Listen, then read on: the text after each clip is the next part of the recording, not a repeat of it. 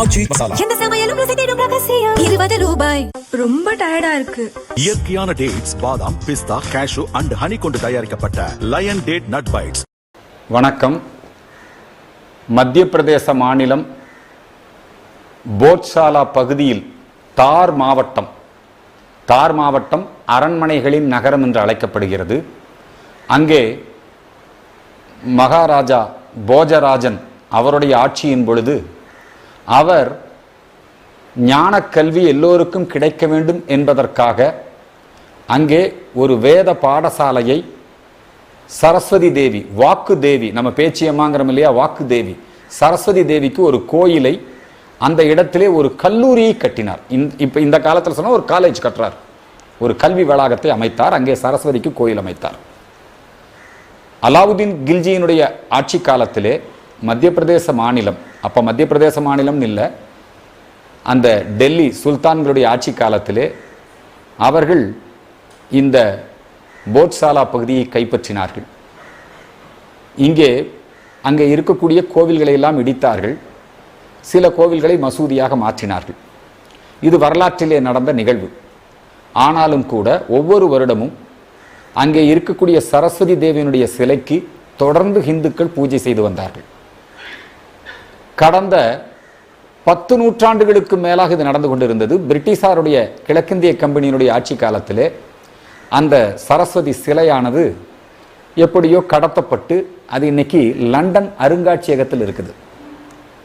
இதற்கு இடையிலே 1903 இருந்து அங்கே இந்துக்கள் வழிபாடு நடத்த செல்வதற்கு பிரிட்டிஷ் ஆட்சி காலத்திலே தடை விதிக்கப்பட்டது. ஆனாலும் உள்ளூர் மக்களுடைய எழுச்சி, அங்கே அந்த வளாகத்தில் ஒரு முஸ்லீமுடைய அடக்கத்தலம், ஒரு இப்போ என்ன சொல்கிறாங்க தர்கா, அந்த தர்கா வழிபாடு இருக்குது.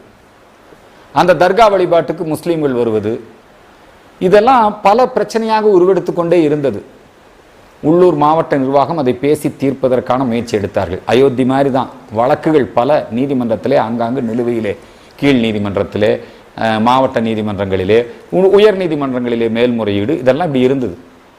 2003 அந்த போபால் உயர்நீதிமன்றம், மத்திய பிரதேச மாநிலத்தில் போபால் உயர்நீதிமன்றம் ஒரு உத்தரவை பிறப்பித்தது. செவ்வாய்க்கிழமை நீங்கள் சரஸ்வதியை வழிபட்டுக்குங்க, வெள்ளிக்கிழமை அவங்க தொழுகை நடத்திக்கிட்டு இருந்தாங்க.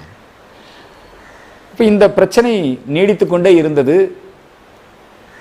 நம்முடைய ஹிந்து ஜாகரன் மஞ்ச் திரு விஷ்ணு ஜெயின் அவர்கள் இதற்காகவே ஒரு அமைப்பை ஏற்படுத்தினார்.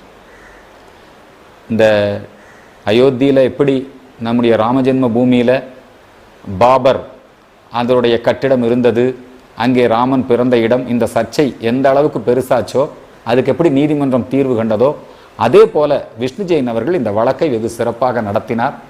எனக்கு ரொம்ப நல்ல அறிமுகமானவர் அவரும் அவருடைய புதல்வரும். பல நேரங்களில் அந்த போத்சாலா பகுதியிலே சரஸ்வதி வழிபாடு நடைபெறுகிற பொழுது இஸ்லாமிய மக்கள், முஸ்லீம் மத அடிப்படைவாதிகள் அதற்கு எதிர்ப்பு தெரிவித்து கலவரங்களும் நடைபெற்றிருக்கிறது. ஆக மொத்தம் செவ்வாய்க்கிழமை நம்ம சரஸ்வதியை கும்பிட்டு இருந்தோம், வெள்ளிக்கிழமை அவங்க தொழுகை நடத்தி கொண்டிருந்தார்கள். உச்ச நீதிமன்றம் இந்த வழக்கை எடுத்துக்கொண்டு எல்லா வழக்குகளையும் ஒன்றாக விசாரித்து உச்ச நீதிமன்றம் இந்திய தொல்லியல் துறைக்கு ஒரு உத்தரவு பிறப்பித்தது.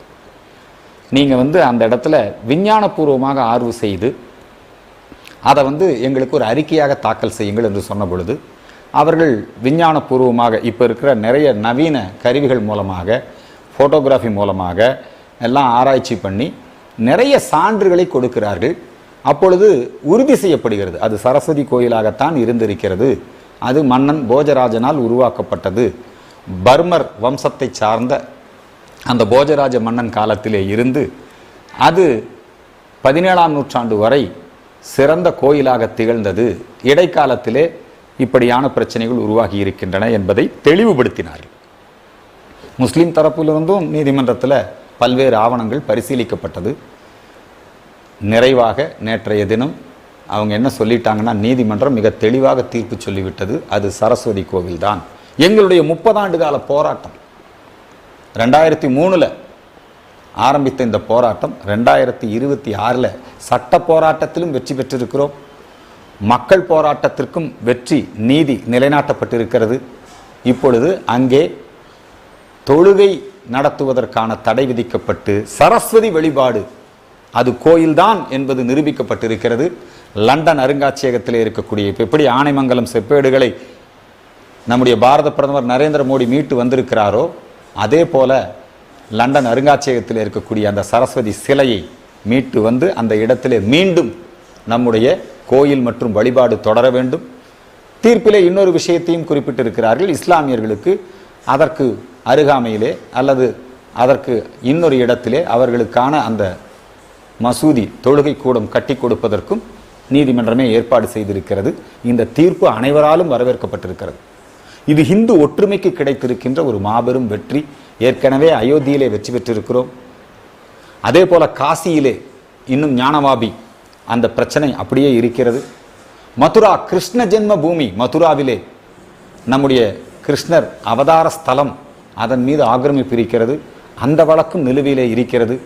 ஒவ்வொன்றாக எங்களுடைய பண்பாட்டு அடையாளங்களை, இந்த தேசத்தினுடைய கலாச்சார புராதனமான இந்து சமயம் அந்த கோவில்களை மீட்கக்கூடிய நடவடிக்கையிலே நாங்கள் குறிப்பிடத்தக்க வெற்றி பெற்றிருக்கிறோம். அயோத்தியிலே பெற்ற வெற்றி, அதனைத் தொடர்ந்து இப்போ மதுரால கிருஷ்ண ஜென்மஸ்தானில் அது வழக்கு விசாரணைக்கு வந்துருச்சு. நாங்கள் நீதிமன்றம் மூலமாக தான் அதெல்லாம் செய்கிறோம். சட்டப்பூர்வமாகத்தான் இதை நாங்கள் எங்களுடைய உரிமையை சட்ட போராட்டம் நடத்தித்தான் நாங்கள் பெற்றிருக்கிறோம்.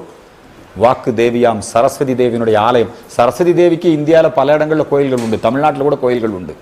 ஆனால் போஜராஜன் அமைத்த அந்த கோயில் மிகவும் சிறப்பு வாய்ந்த கோயில். அந்த போத்சாலாவிலே 30 ஆண்டு காலமாக நடைபெற்று வந்த இந்த பிரச்சனைக்கு ஒரு முடிவு கிடைத்திருக்கிறது. நீதிமன்றத்திற்கு நன்றி, மத்திய அரசாங்கத்திற்கு நன்றி. போத்சாலாவிலே நாங்கள் தொடர்ந்து சரஸ்வதி தேவியினுடைய அந்த வழிபாட்டை தொடருவோம். ஆக்கிரமிக்கப்பட்ட ஆலயங்களை நாங்கள் மீட்போம் என்று சூளுரைத்து நிறைவு செய்கிறேன். போஜராஜன் அவருடைய அந்த வாக்குதேவி ஆலயம் இன்றைக்கு மீட்கப்பட்டிருக்கிறது.